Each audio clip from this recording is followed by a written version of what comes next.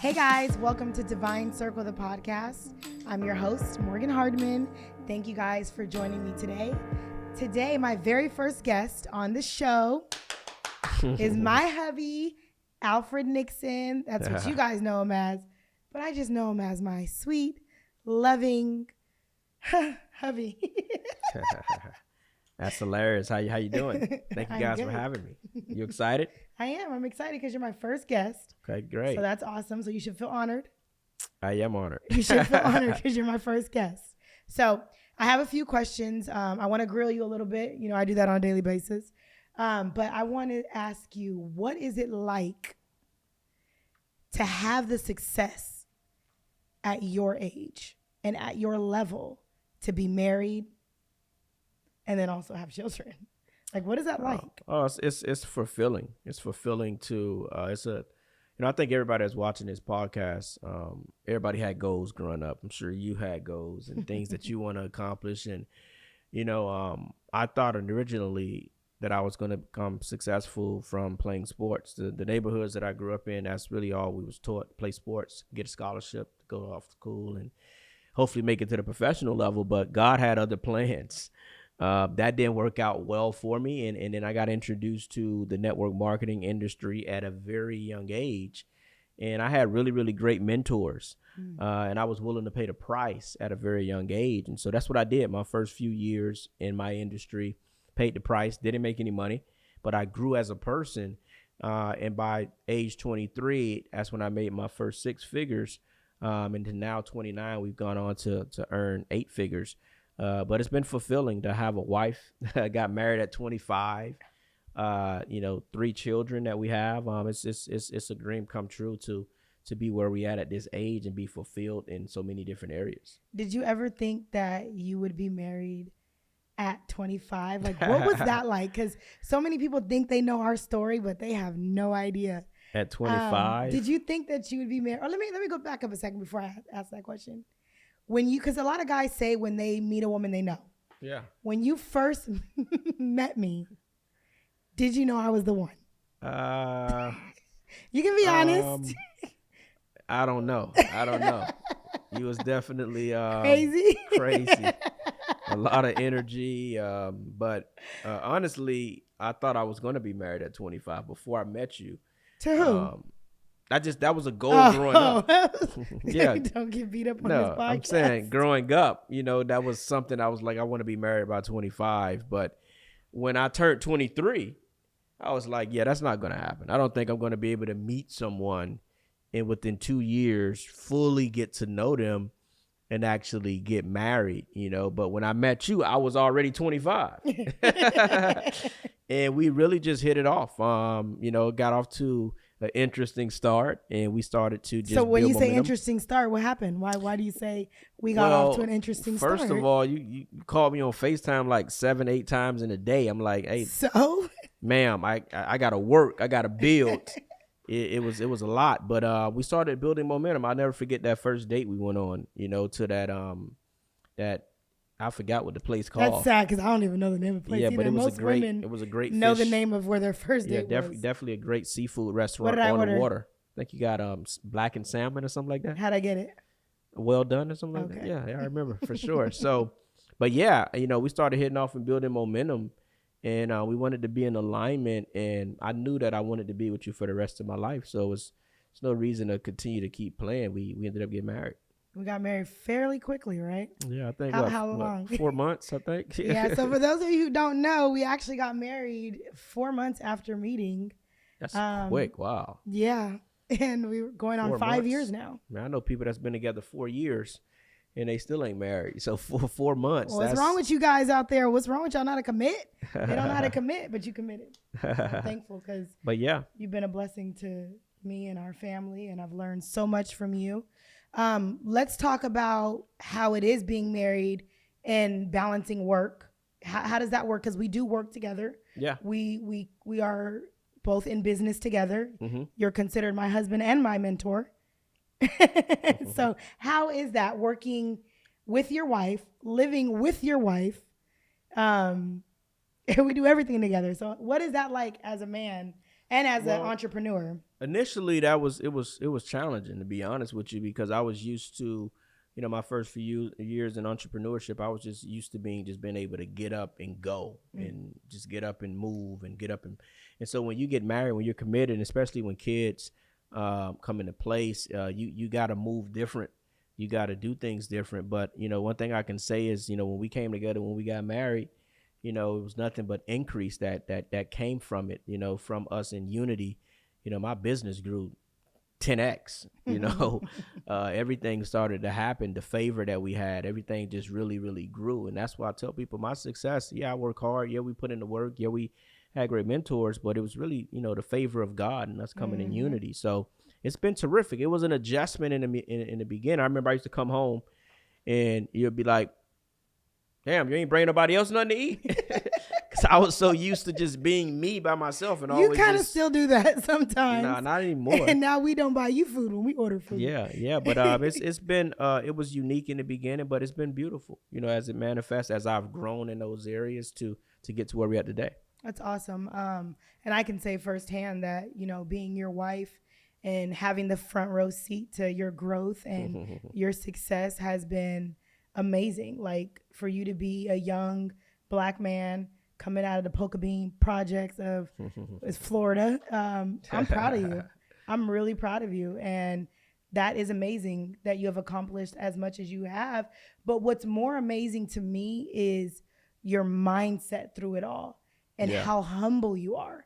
How do you manage to be at the level of success that you have achieved, but then still be humble and still treat people with dignity, respect? You treat people as if you don't care if it's a janitor, you don't care if it's a billionaire, you treat them equally. Where did you learn that skill set from? Because that is something that a lot of people, they don't have. Yes, I've seen it. Coming up in my industry, I've seen people treat people horrible, and they make a fraction of what I make now. They thought they was such a big deal, and I used to just see people treat people wrong. And I always told God, if you ever bless me and to be in an area of influence over people, whether it's financially, social media, whatever the case may be, that I would treat people with honor and lead people and show my heart and not, definitely just abuse the power that you have over people. So I seen it firsthand coming up, and I didn't want to do that. And also my dad always had a great heart, how to treat people. And I came from the bottom. I used to clean toilets. I used to pick up trash on South Beach. That was my job. So for me, I know how it is to sit in both seats, to be at the bottom and to be doing really, really well. So I always kept my humility and humbleness and just knowing people's perspective and where they came from. So that's kind of where it came from. That's awesome. Yeah, I'm like I said, I got the front row ticket. I get to see it all, and I'm beyond proud of you. I appreciate that. When you got a wife like Ms. Morgan Hardman, a powerhouse, man, I mean, you've been able to add so much value to our lives, for our kids' legacy, just seeing your growth as well, man. It's been phenomenal. Thank you. Oh, don't make me blush. Okay, so that's awesome. So we talked about, finding love, getting married at a very young age. Yeah. Let's go back.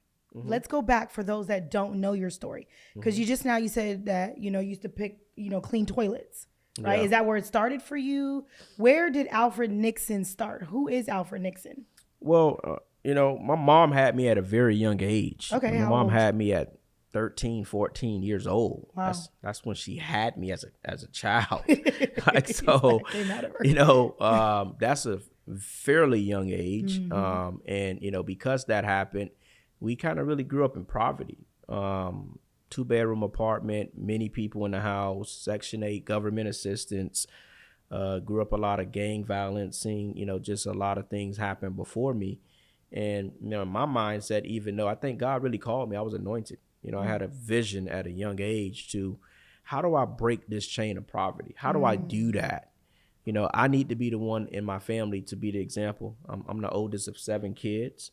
Wow. And so I never forget, my dad ended up getting me a job working for the Metro Dade where the buses come at. And I remember they ended up sending me off to work at the Metro Rail station. That's where I cleaned toilets.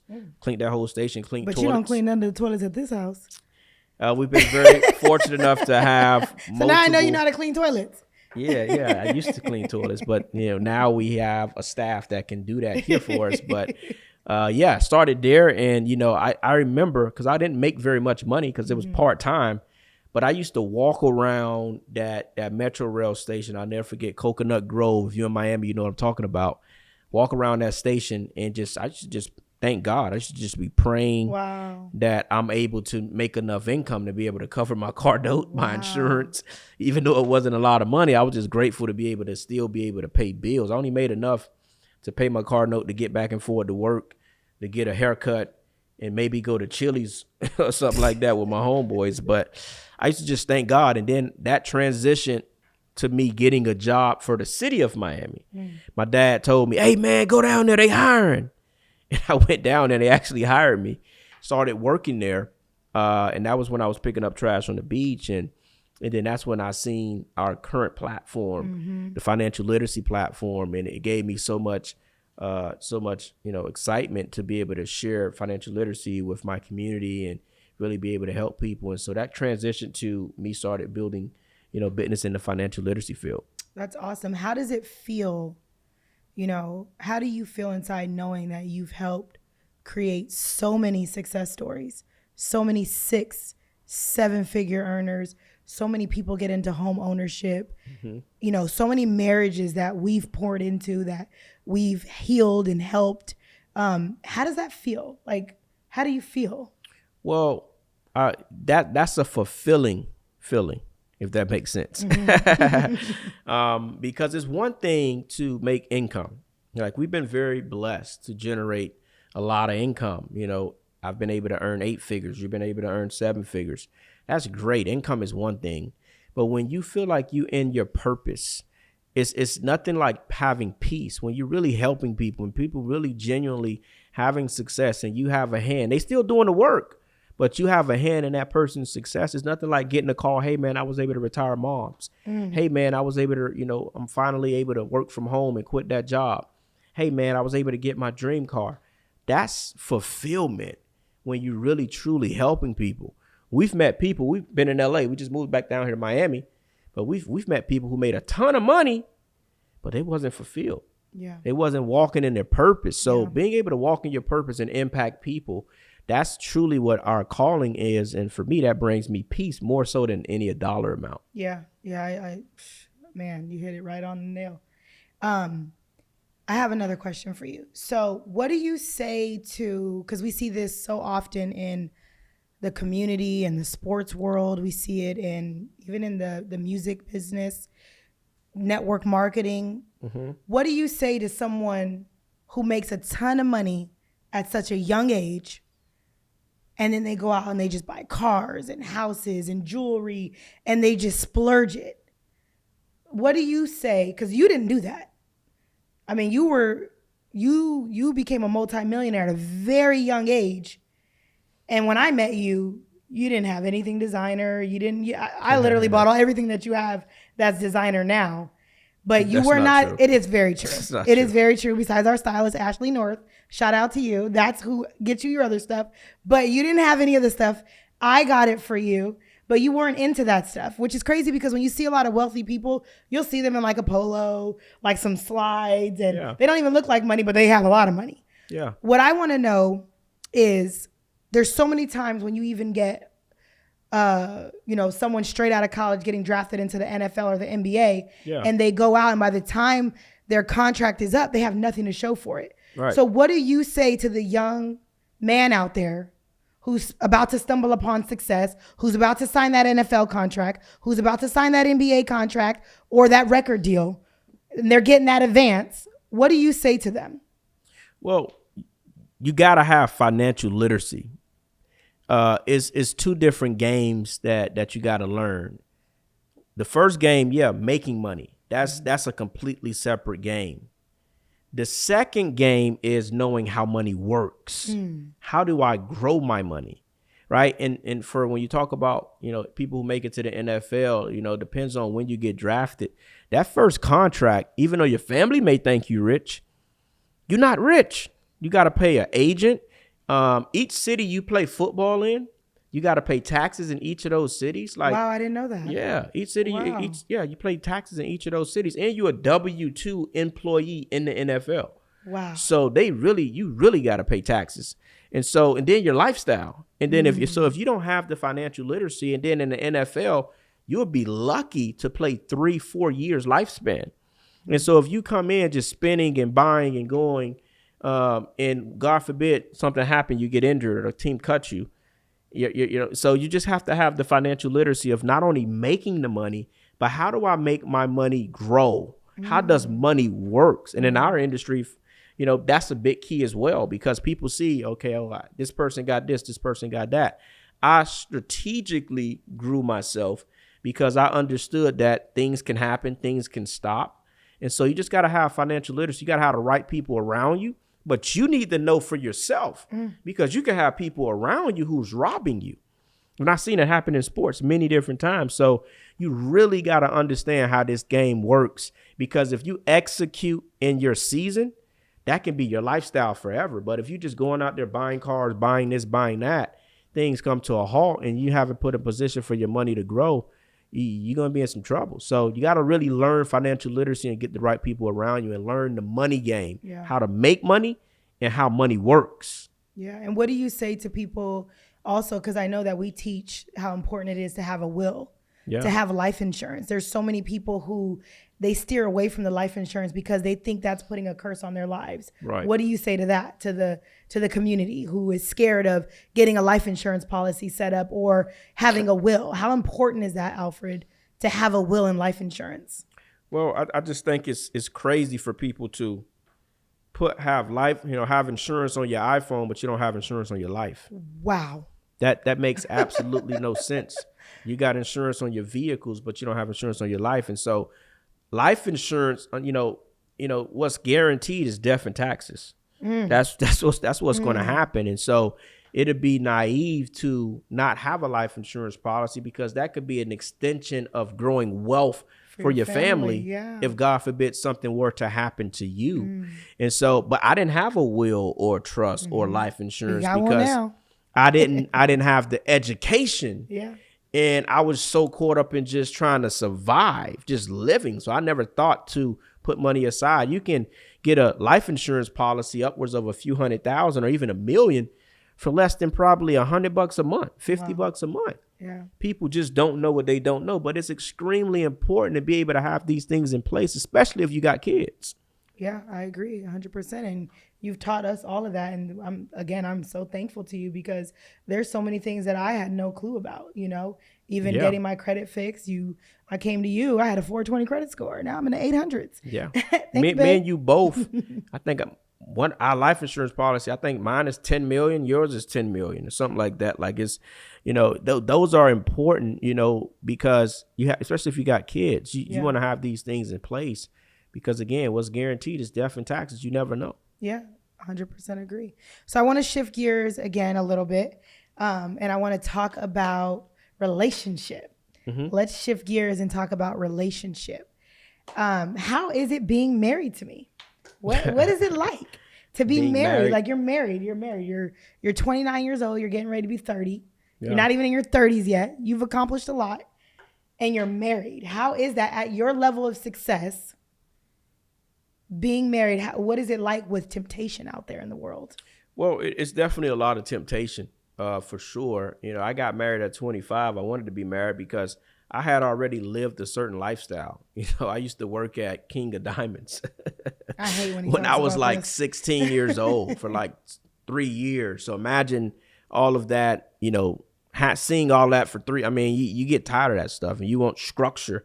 The most successful people that I've seen, they was married. They had structure.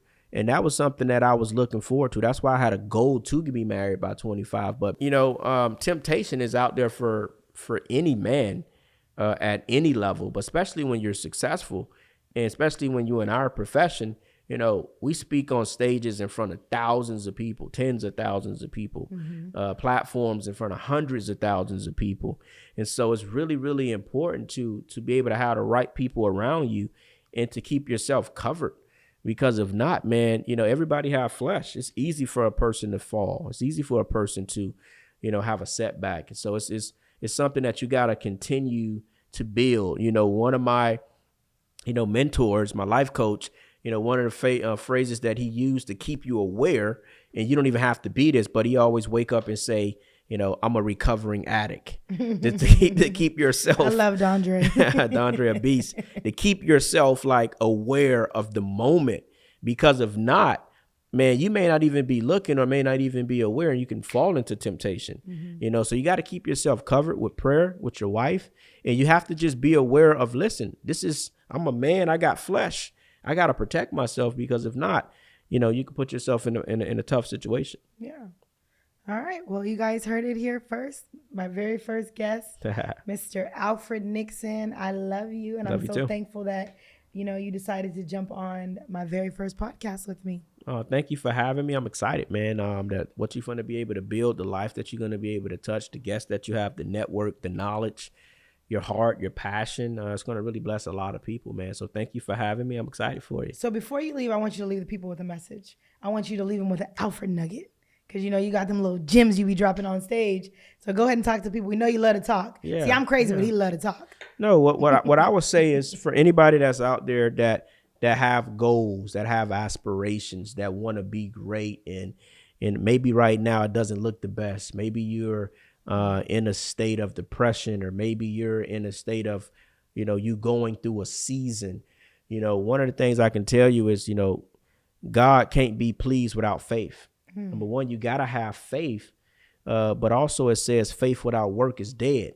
You also have to put in the work. Don't just sit around and have faith. You got to have faith and work. You got to execute, and you got to get the right people behind you, and you got to give it time.